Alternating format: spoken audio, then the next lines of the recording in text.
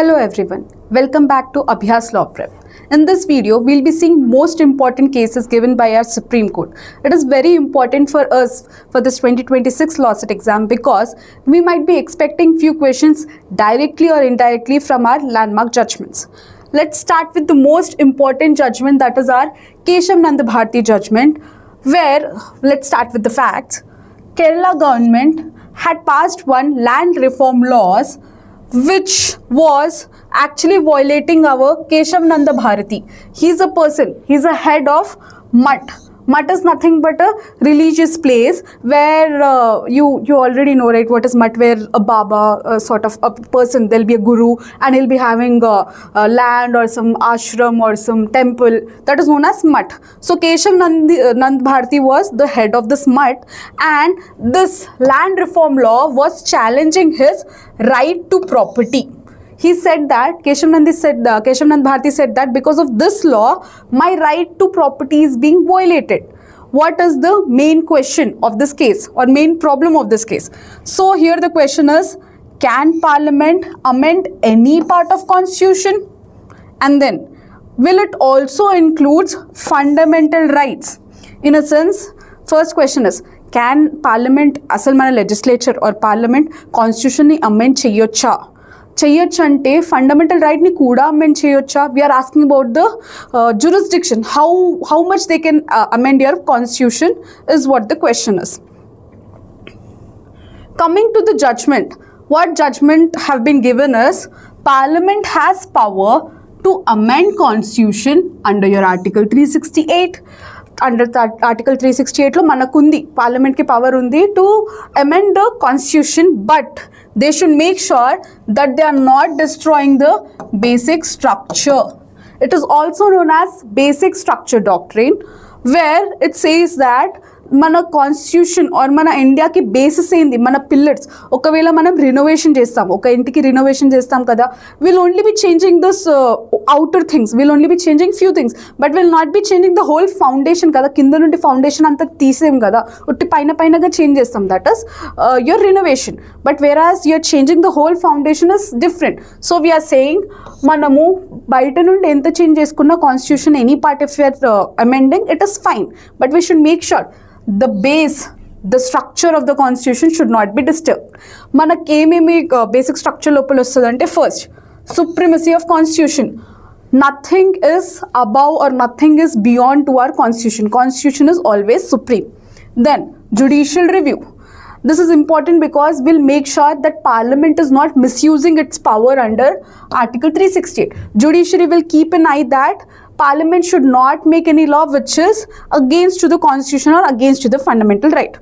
Then federalism, democracy and secularism. We have discussed earlier this.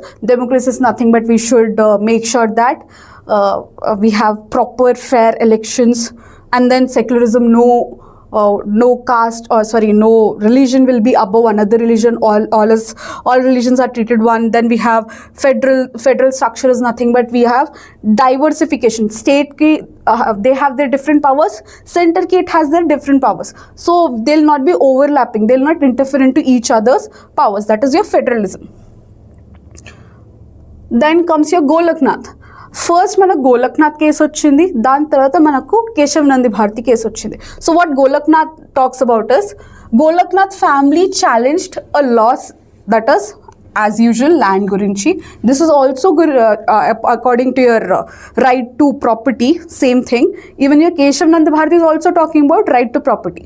So here they argued that Parliament cannot take away my fundamental right, that is nothing but right to property, is what Golaknath family is talking about.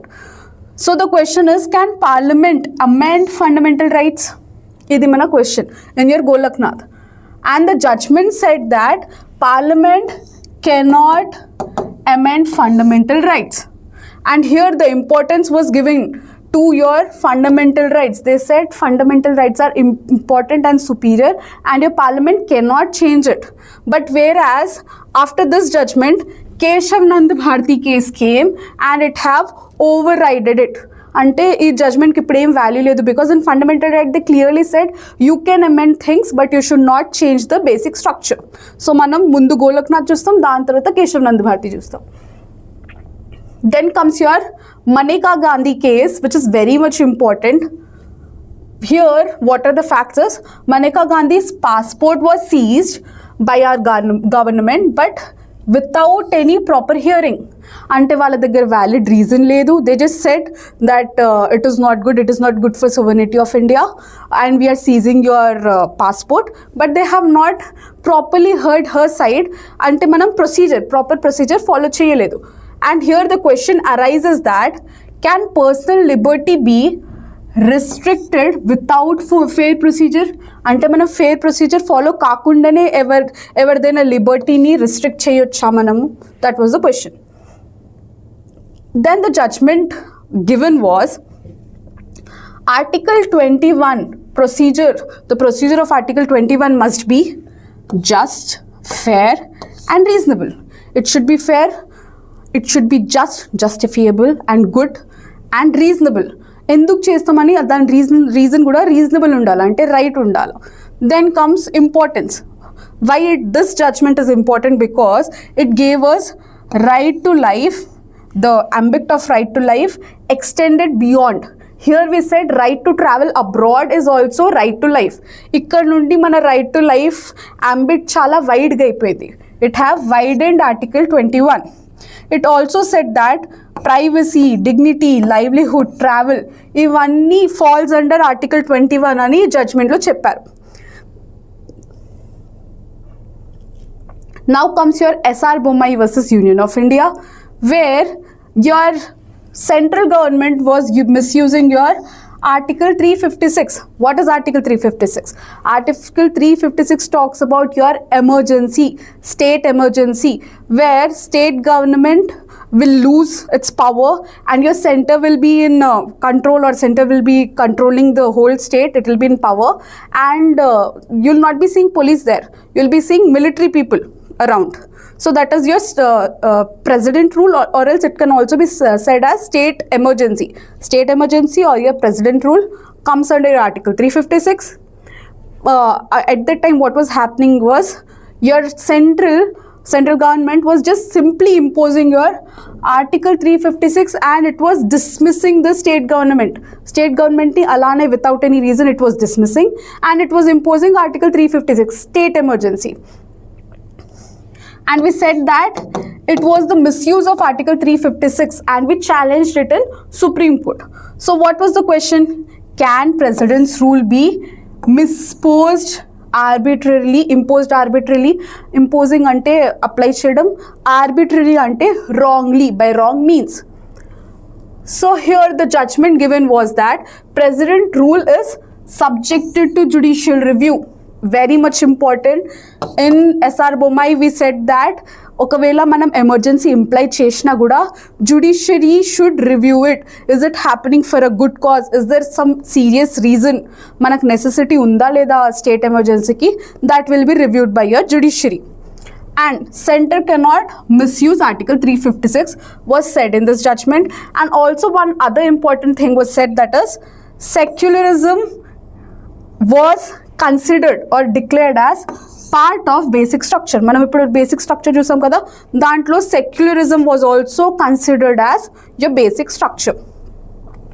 Question can come like, in which case secularism was considered or declared as part of basic structure? So it will be SR Bommai.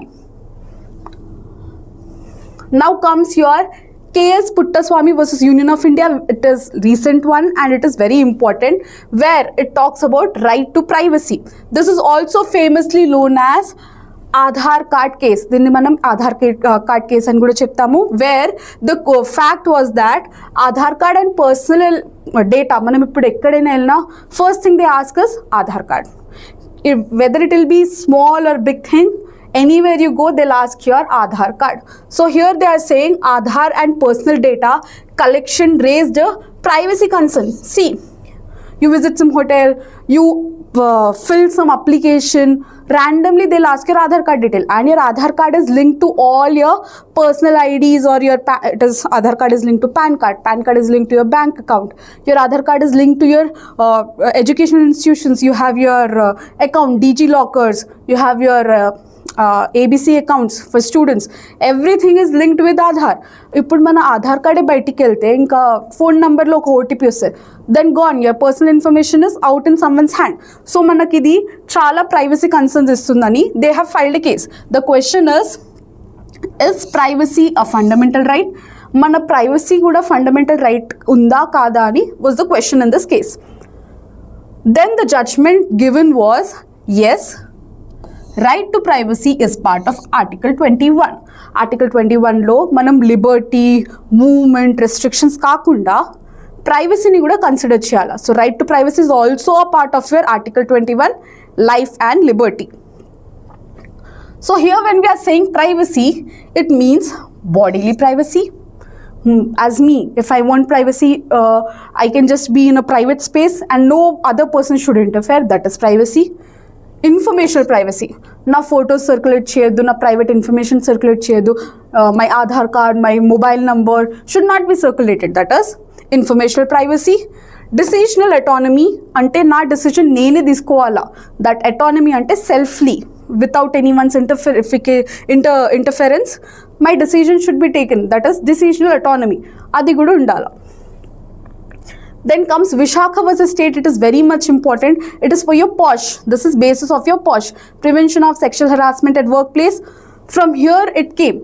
So Vishaka case actually happened after Banwari Devi. She was a woman who was harassed in one of the place in Rajasthan, and it was not like a corporate office. It was some mine or something like that, a factory or mine, and where her co-workers have sexually assaulted her. Then she filed a case. Until there was no law for sexual harassment in a workplace. When a woman used to be abused in a workplace, there was no specific law for it. The question was how to protect women at workplace. This case this was the main question. Now judgment given here says Supreme Court framed Vishaka guidelines. In these guidelines they gave some rules, regulations and all, and on basis of this now we have POSH law in India. Until POSH, that is prevention of sexual harassment in workplace, until it was made or introduced, we used to follow this Vishaka guidelines, and Vishaka guidelines have been given after this case, that is Vishaka versus state of Rajasthan. So which case is basis to your POSH? It is Vishaka versus Rajasthan. Then comes Indra Sawhney case. This is very much important. Here it is also known as Mandal Commission case. Important fact to remember, Mandal Commission case. Which case is known as Mandal Commission case? Indra Sawhney versus Union of India is also known as Mandal Commission case. It recommended OBC reservations. Here we said that OBC reservation is right. Its validity was challenged. Mana OBC reservation, is it correct? Is it constitutional? Ani question ochindi.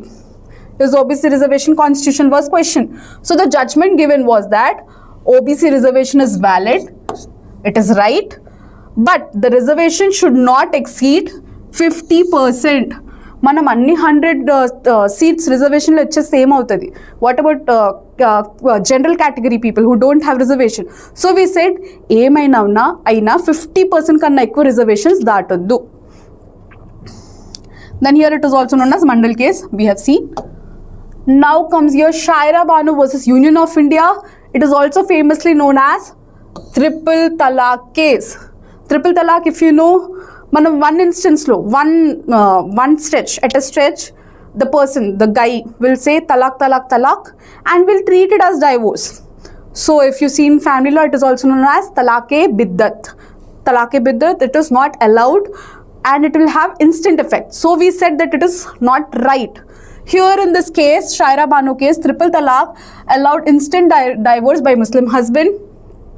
But Shayara Bano have filed a case because her husband have instantly divorced her. And your question is, is your triple talaq constitutional? Manam dinni valid ankovala, valid treat cheyala. So judgment given was that triple talaq is unconstitutional. It is not valid. Idi constitutional prakaram right kaadu. So the strengthened this, your Shayara Bano case have strengthened Muslim women's right and equality. Actually in this case they said that this is unconstitutional. They made it right to dignity. Mana right to dignity question lo ostadi women to unequality endukante Hindu women's ki different law, Muslim women's ki enduk different law and alanti questions kuda vachai. Here they said, only thing you need to remember is here they said triple talaq is unconstitutional, and if any man does that he will be criminally liable. Ayanaki imprisonment kuda cheyochu manam. That is triple talaq. Then comes your Shreya Singhal case, very much important. Here it have struck down your 66A IT Act lo 66A ani oka section untadi which says that if మీరు online ఏదైనా comment pass చేస్తారు which is offensive and annoying, if I say something which the opposite person feels is offensive or annoying, I will be punished under section 66A of IT Act. I think Shreya Singhal was a law student. If you know, it is a recent case. She was being arrested because she posted something online under 66A. Then the question comes, is it violating my freedom of speech? If నేను ఏదైనా చెప్తే నన్ను arrest చేసుకుని వెళ్ళిపోతారు, even if I'm saying something valid without defaming anyone, that person can simply says that I feel this is offensive or else I feel this is annoying. The judgment also said that offensive and annoying ki manam definition ఇవ్వలేదు. It is vague, దానికి meaning లేదు. So this section was very much vague, and then they said we should remove 66A as it is violation of our right to speech. Here they have protected internet free speech under article 19. Until we also have right to speak or right to speech in your article 19 in internet as well. Internet lo kuda naku right to speech undani this judgment have said. Now this is our last judgment, that is Indian Young Lawyers Association, that is also known as your Sabarimala case, where the facts of the case is nothing but in temple women of menstruating age will not be allowed, and it have triggered many questions like equality, discrimination on basis of gender or age, something like that. So the fact says that women of menstruating age were denied entry into Sabarimala, and the question here was, can religious custom override equality? Ante manaki customs untai, ఆ custom mana equality kanna mundu ellocha, can it override it? So the judgment given by the Supreme Court was that women should be allowed to enter into Sabarimala, and they have right to equality and right to morality under your constitution. We said that mana customs kanna mundu manaku right to equality ostadi, right to morality ostadi. That's it for this video. I'll come soon with part 2. If you found this video helpful, please like, share and subscribe.